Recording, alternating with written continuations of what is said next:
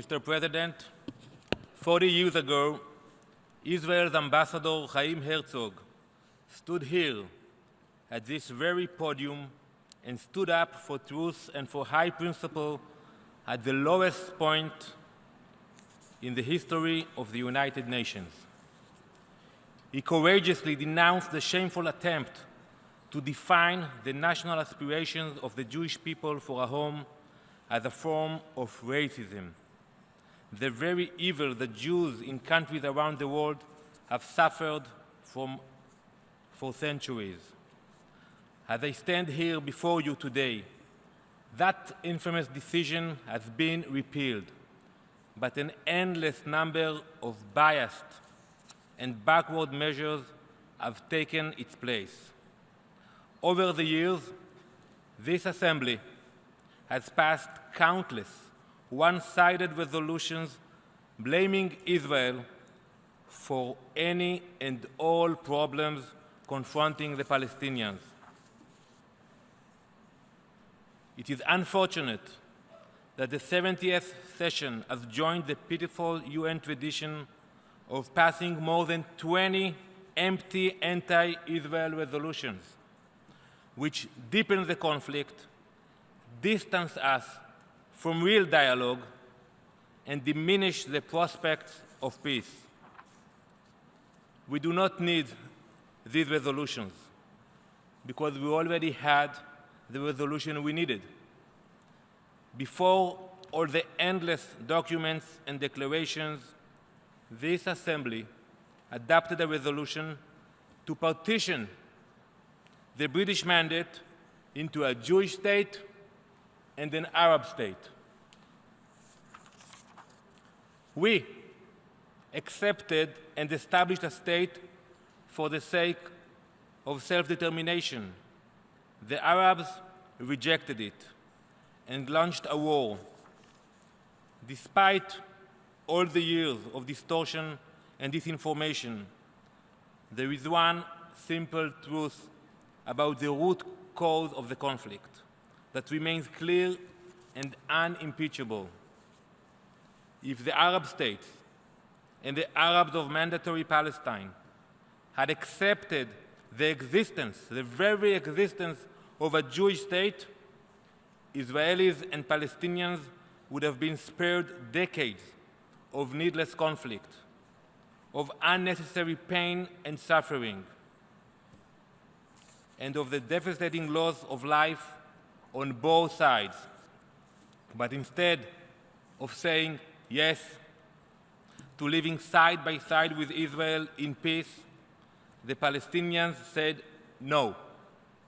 No to peace and no to the existence of a Jewish state. The echoes of that no continue to this very day. Mr. President, the resolutions before this Assembly deliberately ignore the root cause of the conflict, the unwillingness of the Palestinians, even today, even now, to accept a Jewish state in any part of the land between the Jordan River and the Mediterranean Sea. As we are here today to debate the quote, question of Palestine, let me ask this chamber, why did the Palestinians reject peace offers which would have granted them a state not once, not twice, but 3 times? 3 times. Why did they launch a violent wave of terror every time they had the opportunity for statehood? After Israel signed the Oslo Accords and recognized the PLO, shooting, stabbings, and suicide bombing took the lives of nearly 300 Israelis. Following Arafat's rejection of a state for the Palestinians at the Camp David summit in the year 2000, the Palestinian leadership ignited a 5-year intifada in which more than 1,000 Israelis were killed. Since Israel withdrew all all of its security forces and evacuated all Israeli communities from Gaza in 2005.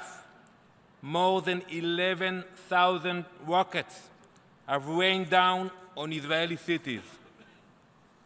Let's stop avoiding the real pressing question of Palestine and ask ourselves, if the Palestinian leaders really want peace, why do they refuse to sit in the same room with the Israeli Prime Minister, to sit down and to negotiate?